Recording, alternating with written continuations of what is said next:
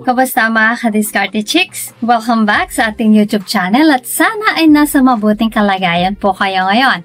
Real talk tayo ngayon.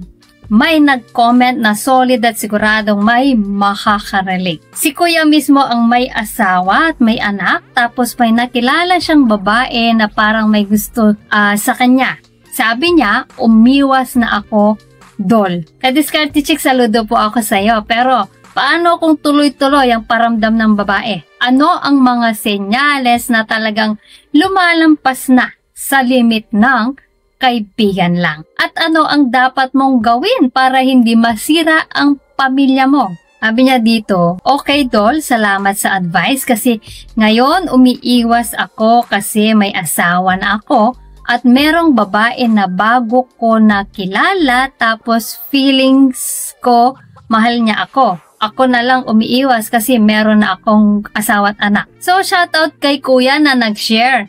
Ang tapang mo at para sa lahat ng nakikinig, kung pamilya ang pinili mo, panindigan mo. Ngayon, himayin natin. Ano-ano ba ang mga signs na lumalagpas na sa kaibigan ang isang babae kahit alam niyang may asawa ka? Pero bago po tayo magpatuloy, comment mo muna kung taga saan ka para malaman ko naman kung hanggang saan ang abot ng ating diskarteng usapan. At syempre huwag mo kalimutang i-like ang video na to, mag-subscribe at i-hit ang notification bell para updated ka sa mga love tips natin tuwing may bagong upload. So, ready ka na ba? Tara, simulan na natin. Number 1, lagi at maliwanag siya naghahanap ng oras kahit off limits.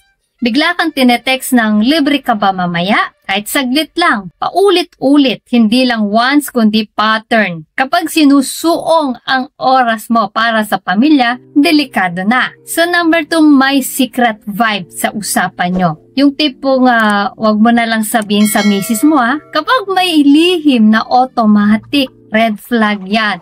Walang healthy na relasyon na nagsisimula sa tagu-taguan. Sa pangatlo, emotional dumping tungkol sa dati niyang karelasyon at ikaw ang comfort. Sa'yo lang ako, komportable. Ramdam mo na unti-unti kanyang ginagawang sandalan. Flattering, oo, pero sa totoong buhay, yan ang tulay papunta sa mas malalim na attachment. So, pang-apat is physical cues na lampas friendly. Mahabang yakap, hawak sa kamay, braso na hindi bitaw, titig na matagal, hindi man lantaran. Pero may kuryente kapag consistent, hindi na accident yan. So pang-5 is sinusukat niya ang availability mo laban sa misis mo. Tingnan natin kung kaya mong hindi umuwi agad. O bakit si misis lagi mong inuuna? Kapag ganito ang tono, sinusubok na niyang baguhin ang priorities mo. So pang-6 is subtle na paninira o comparison sa asawa mo. Yung mga linya na kung ako yung misis mo, mas iintindihin kita. Ito yung narrative na unti-unting kumakain sa respeto mo sa partner mo. Delikadong mindset yan. Sandali lang mga ka-Diskarte Chicks, bago po tayo magpatuloy, nakapag-subscribe ka na ba? Baka naman, i-hit mo na ang subscribe button. Ngayon na, as in now na, para mas marami pa tayong madiskarteng pag-uusapan sa susunod. Number 7, may future talk na wala ang pamilya mo. Imagine kung tayo, what if tayo mag-travel?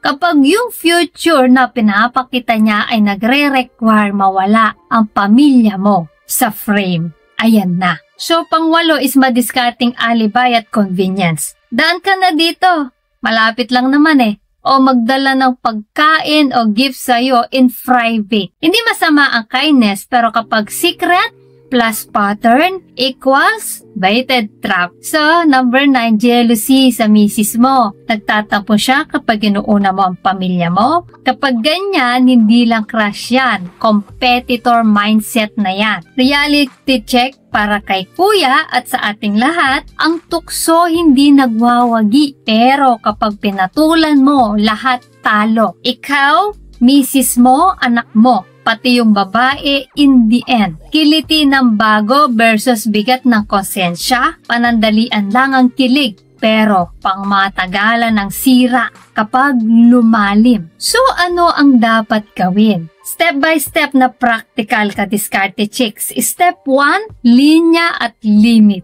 Ilagay mo sa simula pa lang. Sabihin mo ng direkta pero magalang. May asawa at anak ako, respeto ko sila at sarili ko. Hanggang dito lang tayo, kaibigan, walang private meetups. One time, clear time. Walang pakyut. So, step 2, iwas sa one-on-one. Kung unavoidable ang interaction, halimbawa sa trabaho, group setting lang at lagi may papel o purpose, no late night chats, no private rides, no closed door hangouts. So, step 3, cut the oxygen. Mute or limit messages. Huwag sumagot sa flirty cues. Huwag mag-like sa thirst trap post. Hindi mo siya nilalait. Inaalagaan mo lang ang boundaries mo. So, step 4, accountability buddy. Magpaalala ka sa tropa o kuya o mentor na may integridad. Tol, bantayan mo ko kapag lumilihis ako. Sabihan mo ko. Minsan kailangan natin ng tagahila pabalik sa tama. So, step 5, invest sa pamilya mo araw-araw. Date night with Mrs., quality time sa anak, small surprises. Kung saan ka nagpapakain ng atensyon, doon ka mai-inlove. Kaya ilagay mo sa tama. So, step 6, kung naaapektuhan na ang feelings, mag-distance ng buo. Kapag hindi na kaya ng light boundaries, hard cut na. Black kung kailangan. Masakit sa simula pero masakit pa ang susunod. So, step 7, ayusin ang butas sa loob. Bakit ka naging vulnerable? Stress? Kulang sa appreciation? Burnout?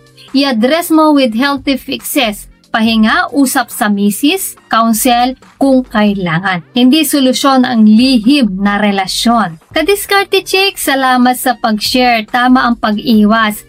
Yan ang tunay na diskarte. Natural na may tukso, pero pamilya mo na lagi.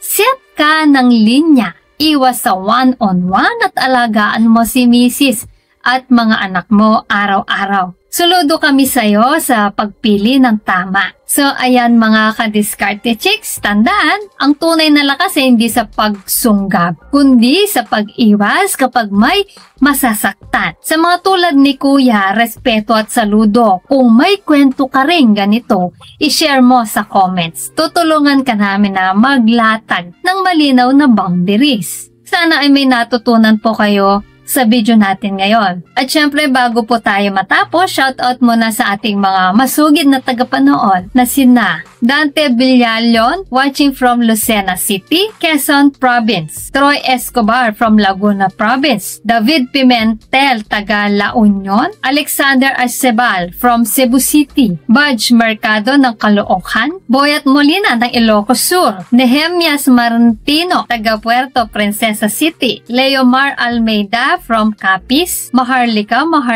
taga Tarlac. Charlito Avila, taga Prosperidad, Agusan del Sur. Larry Erenyo ng Bacolod at kay Sonita Sandigan, taga Quezon City. Guys, maraming salamat po sa suporta at panonood mga kadiskarte chicks. Dahil po sa inyo, mas lalo po akong ginaganahang gumawa ng content. At para naman sa mga hindi pa nasa shoutout, gusto mong ma-shoutout sa next video, i-comment lang ang hashtag #KadiskarteChicks at sabihin kung anong topic ang gusto mong pag-usapan natin next. Kung nagustuhan mo ang video na ito, ay huwag kalimutang mag-like, mag-subscribe at i-share ito. Comment down below kung alin sa mga tips na to ang na-experience mo na. So guys, this is Diskarte Chicks, your love mentor na laging nandito para sa mga diskarteng pag-ibig. Kita-kits sa next video. Maraming salamat sa panonood. Ingat kayo palagi. Let's spread love.